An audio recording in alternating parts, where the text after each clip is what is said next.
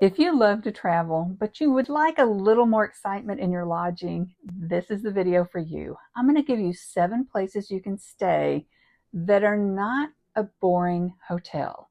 Some of these will be budget friendly, some of these will not be. But it's in a variety, and I'm going to give you the links so you can book them yourself if you're interested. First up, let's talk about historic homes.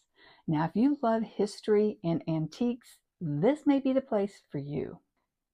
When you stay in a centuries-old house or estate, or maybe a home designed by Frank Lloyd Wright, you're stepping into someone's story.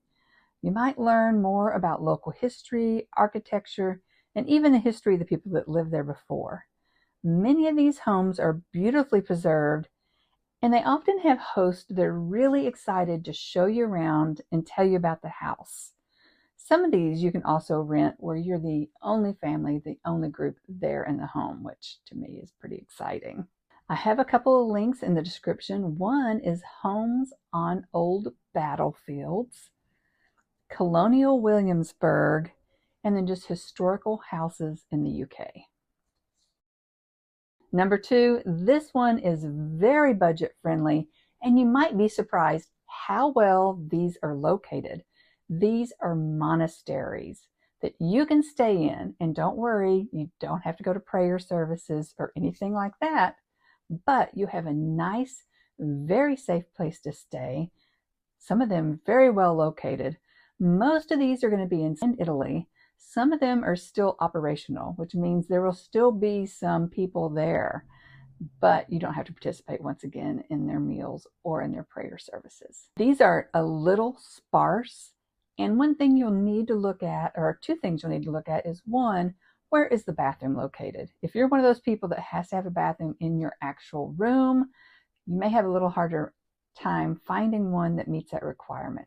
The second thing that you need to be aware of is some of these are going to have a curfew. Make sure that curfew is not too early for you if you're traveling. So check this one out. This is a great way for you to save some time when you're traveling. It's either a ferry or a train that travels overnight, taking you from one destination to another. So you'll arrive in the evening, you'll get on the train. A lot of these have private rooms, or a ferry, you can rent a private room. Or on both of these, you can just rent a seat out kind of in the public area. Some of these are really elaborate, and some of these are just pretty simple. I've been on a ferry, and I'll tell you, it felt pretty safe. I stayed in my own cabin. You have to watch out when you rent a cabin. Sometimes you have to rent all the beds in the cabin if you want it to be yours and just yours alone. But it's a great way to save some time if your vacation is a little short. The next one is not that crazy, but it's short-term listings like Airbnb or VRBO. These places, you can go on there and click if you want the whole place to yourself. Most of these will have a kitchen as well as parking and a nice area that you can live in. They give you more space typically than a hotel. Now on Airbnb, you can go to the top and you can look for really crazy places to stay. That might be how to spice up your stay just a little bit. Now, if you plan to take a really long vacation on these short-term rentals, sometimes if you stay a month or longer, you can get a really good discount. So check it out for a longer stay if you're taking a really long trip. Okay, this next one, you're going to say, no, I don't want to do this, but hear me out. Hostels. I stayed in hostels after I was 50. Sometimes I was the oldest person there, sometimes I was not. The key to staying in a good hostel is to really look at the reviews. Make sure you're not staying at a party hostel where you are going to be so much older or so much quieter or have different expectations than the other people staying there. One of the great things about hostels is they're a lot more social. Sometimes they'll have dinners together. They typically have some type of a lobby. Sometimes they'll have a happy hour. But once again, just really read those reviews. And I've got a link below to hostelworld.com where you can go and see all the hostels all over the world. You can really save some money here, and they're usually located in pretty good locations. The next one is on my bucket list. I have not done this yet, but I will be. It's either being a pet sitter or a house sitter.